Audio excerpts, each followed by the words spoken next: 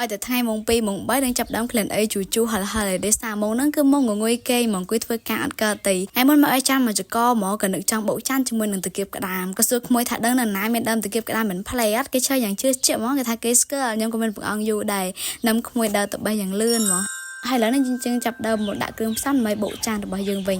ដែលខ្ញុំដាក់អំបិលចំនួន1ស្លាបព្រាកាហ្វេរ៉ូឌីចំនួន1ស្លាបព្រាកាហ្វេប៊ីចេងចំនួន1ស្លាបព្រាកាហ្វេហើយនិងស្ករត្នោតចំនួន1ស្លាបព្រាហើយខ្ញុំក៏បានបន្ថែមម្ទេសខ្ចីចំនួន4គ្រាប់ហើយនិងម្ទេសទុំចំនួន4គ្រាប់ផងដែរតែមកទៀតយើងបូតល្បាយទាំងពីរហ្នឹងចូលគ្នាឲ្យសព្វបើអ្នកទាំងគ្នាមានប្រហុកអាចដាក់ប្រហុកបន្តិចផងទៅគឺរឹតតែឆ្ងាញ់តែខ្ញុំអត់មានអញ្ចឹងខ្ញុំបូតតែប៉ុណ្្នឹងទៅបានហើយហើយយើងដាក់ចាន់ចូលហើយនឹងតាគៀបក្តាមចូលហើយយើងត្រូវបុកវាឲ្យម៉ត់ណាហើយចាន់ហ្នឹងអ្នកទាំងគ្នាបុកវាខ្លាំងទៅដើម្បីកុំឲ្យវាចត់ឲ្យវាចូលជាតិជាមួយនឹងគ្រឿងរបស់យើងទៅវាកាត់បន្ថយភាពចត់បានយើងចាប់ដើមចិត្តកាពីងរែករបស់យើងនឹងដាក់ចូលលើកវិញរែកនឹងល្អហ្មងហើយបន្ទាប់ពីយើងកាពីរែកដាក់រួចហើយយើងក៏បន្ថែមនៅទឹកសតដែលយើងចិត្តហើយដាក់ផងដែរ